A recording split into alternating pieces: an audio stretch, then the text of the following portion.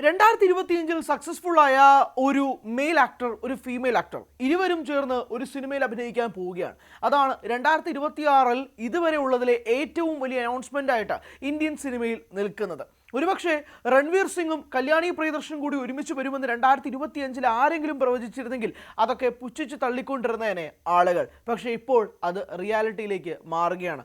പ്രളയ് എന്ന zombie thriller ചിത്രത്തിലേക്കാണ് Ranveer Singh പ്രധാന വേഷത്തിലും കല്യാണി പ്രിയദർശൻ നായികയായും സിനിമയിലെത്താൻ പോകുന്നത്. 2025 രണ്ടുപേരുടെയും വർഷമായിരുന്നു എന്ന് പറയാനുള്ള കാരണങ്ങൾ നിങ്ങൾക്ക് തന്നെ അറിയാമായിരിക്കും. മലയാള സിനിമയിൽ ആദ്യമായി 300 കോടി എന്ന സ്വപ്ന ലോകത്തിലേക്ക് കൊണ്ടെത്തിച്ച നായികയാണ് കല്യാണി പ്രിയദർശൻ, അതും ഒറ്റയ്ക്ക്, സിംഗിൾ ഹാൻഡഡ്ലി. ഇവിടെ നായകന്മാർ അരങ്ങ് വാഴുന്ന കാലത്ത് ഒരു നായിക, ഒരു ഫീമെയിൽ സെൻട്രിക് സ്റ്റോറിയാണ് 300 കോടി ക്ലബിലേക്ക് ഇടം പിടിച്ചിരിക്കുന്നത്. കണ്ടന്റ് ഇസ് ദ കിങ് എന്ന് വീണ്ടും മലയാള സിനിമ വിളിച്ചോതുന്നതായിരുന്നു കല്യാണി പ്രിയദർശൻ പ്രധാന വേഷത്തിലെത്തിയ ലോക 300 കോടി ക്ലബിലേക്ക് ഇടം പിടിച്ച കാഴ്ച നമ്മൾ കണ്ടത്.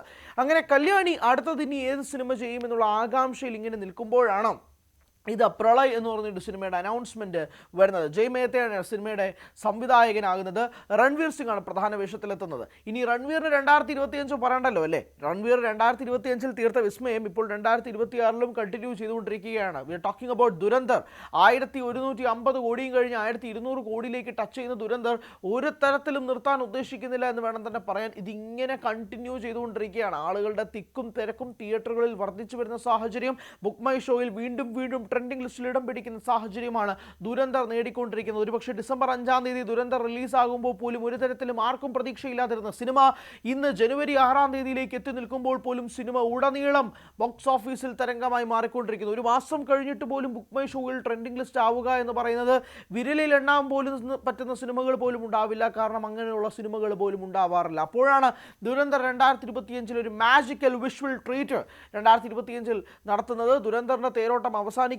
ദുരന്തറിന്റെ 2-ാം ഭാഗം മാർച്ച് മാസം അവസാനത്തോടുകൂടി, ഇപ്പോൾ 2 മാസം കൂടെ കഴിഞ്ഞ് ദുരന്തറിന്റെ 2-ാം ഭാഗം വരാൻ പോവുകയാണ്. അതായത് ആദ്യത്തെ ഭാഗം എങ്ങനെയാണോ തിരയടിച്ച് പൊയ്ക്കൊണ്ടിരിക്കുന്നത്, 2-ാം ഭാഗം 2026 അങ്ങോട്ട് കണ്ടിന്യൂ ചെയ്യാൻ പോവുകയാണെന്ന കാര്യത്തിലും തർക്കമൊന്നുമില്ല. അപ്പോഴാണ് ഇരുവരും കൂടി ഒരുമിച്ചൊരു സിനിമ വരാൻ പോകുന്നതെന്നുള്ള അനൗൺസ്മെൻറ്റും കൂടി വരുന്നത്. ഇപ്പോൾ ഡോൺ 3-ൽ നിന്ന് രൺവീർ സിംഗിൻ്റെ പിന്മാറ്റം വളരെ ഞെട്ടലോടുകൂടിയാണ് ആരാധകർ കണ്ടത്.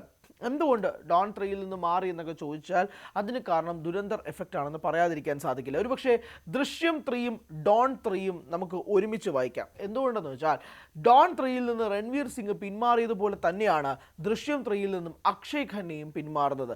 21 കോടി രൂപയായിട്ട് തൻ്റെ പ്രതിഫലം കൂട്ടുകയും അതിൻ്റെ കൂടെ ഒരു വിഗും വേണമെന്നുള്ള കാര്യമൊക്കെ അക്ഷയ് ഖന്ന പറഞ്ഞിരുന്നു. കാരണം ദൃശ്യം 2-ൽ അദ്ദേഹത്തിൻ്റെ ബാൾനെസ് വെച്ചാണ് അഭിനയിച്ചത്. പക്ഷേ ഇതിൽ അദ്ദേഹത്തിന് വിഗ് വേണം. കൂട്ടത്തിൽ 21 കോടി രൂപയാണ് അക്ഷയ് ഖന്ന പ്രതിഫലമായിട്ട് ചോദിച്ചത്. അതിനെല്ലാത്തിനും കാരണം ദുരന്തറാണ്. ദുരന്തർ എന്ന സിനിമയിൽ അക്ഷയ് ഖന്ന അവതരിപ്പിച്ച റഹ്മാൻ ടക്കായിട്ട് എന്ന കഥാപാത്രം സോഷ്യൽ മീഡിയയിൽ മാത്രമല്ല ഇന്ത്യൻ സിനിമയിൽ തന്നെ നിലവിൽ ഏറ്റവും കൂടുതൽ ട്രെൻഡിങ് ആയിട്ട് നിൽക്കുന്ന ഒരു കഥാപാത്രമാണ്. അദ്ദേഹത്തിൻ്റെ ഡാൻസ് സ്റ്റെപ്പൊക്കെ ഭയങ്കരധികം വൈറലായിരുന്നു. അതെല്ലാം കണ്ടതാണ്. അപ്പോൾ അതുകൊണ്ട് തന്നെ അക്ഷയ് ഖന്ന പ്രതിഫലം കൂട്ടുന്നതിൽ തർക്കമൊന്നും ഉണ്ടാവില്ല. പക്ഷേ ദൃശ്യം 3-ക്ക് അത് അങ്ങോട്ട് സഹിച്ചില്ല, പിടിച്ചില്ല. അതുകൊണ്ട് അക്ഷയ് ഖന്നയോട് പറഞ്ഞു, റോസി ഈ വീട്ടിൽ നിന്ന് പൊക്കോളൂ എന്ന് പറഞ്ഞ പോലെ അക്ഷയ് ഖന്ന മാറി നിന്നോളൂ, ഞങ്ങൾ ഈ പ്രോജക്റ്റുമായിട്ട് അല്ലാണ്ട് പൊക്കോളാമെന്ന് പറഞ്ഞുകൊണ്ട് അക്ഷയ് ഖന്നയെ മാറ്റി നിർത്തി. രൺവീർ ഡോൺ 3-ൽ നിന്ന് പിന്മാറാനുള്ള കാരണമൊന്നും വ്യക്തമല്ലെങ്കിൽ പോലും ദുരന്തർ എഫക്റ്റ് ആണെന്നതിന് തർക്കമൊന്നുമില്ല. പ്രത്യേകിച്ച് ഷാറൂഖ് വിട്ടിരിക്കുന്ന ഒരു കഥാപാത്രം അത് രൺവീർ ഏറ്റെടുക്കുമ്പോഴേക്കും ആദ്യം തന്നെ ഒരു പിരിമുറുക്കങ്ങളൊക്കെ ഉണ്ടായിരുന്നു.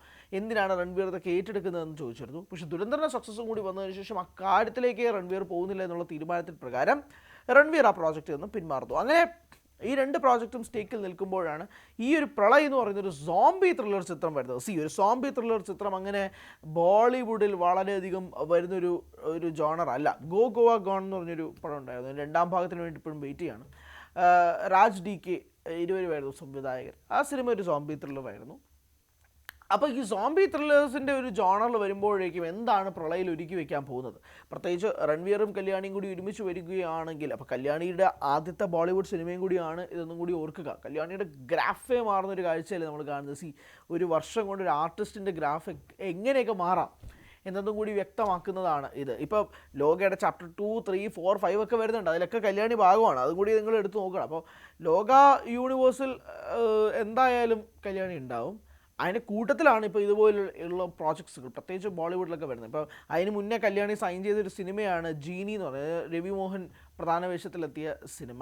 അതിനകത്തൊരു ഐറ്റം ഡാൻസിൽ കല്യാണി പ്രിയദർശൻ്റെ ഡാൻസ് നമ്മൾ കണ്ടതാണ്. അത് ലോകയ്ക്ക് മുന്നേ കമ്മിറ്റ് ചെയ്ത സിനിമയാണ്. ഒന്നുകൂടെ പ്രേക്ഷകരിലേക്ക് പറഞ്ഞതേ ഉള്ളൂ. അപ്പോൾ അതുപോലുള്ള പ്രോജക്റ്റുകളൊക്കെ കഴിഞ്ഞ് കഴിഞ്ഞ് ഒരുപക്ഷെ കല്യാണി തീരുമാനിക്കാൻ പോകുന്ന സിനിമകൾ കല്യാണിയുടേതായ വാല്യൂ ഉള്ള സിനിമകൾ തന്നെയായിരിക്കും. കാരണം ഈ പ്ലോട്ടിൽ നിന്നും കല്യാണിക്ക് ഇനി താഴോട്ട് പോകാൻ പറ്റില്ല. Because people have huge expectations on her projects. അപ്പോൾ അതുകൊണ്ട് ആ രീതിയിൽ തന്നെയായിരിക്കും ഇനി ഡീൽ ചെയ്യാൻ പോകുന്നതെന്നാണ് വിശ്വസിക്കുന്നത്. അതിൽ ഏറ്റവും പ്രൈമായിട്ടുള്ള ഏറ്റവും വലിയ സ്റ്റെപ്പാണ് രൺവീറുമായിട്ടുള്ള പ്രളയ് എന്ന സിനിമ.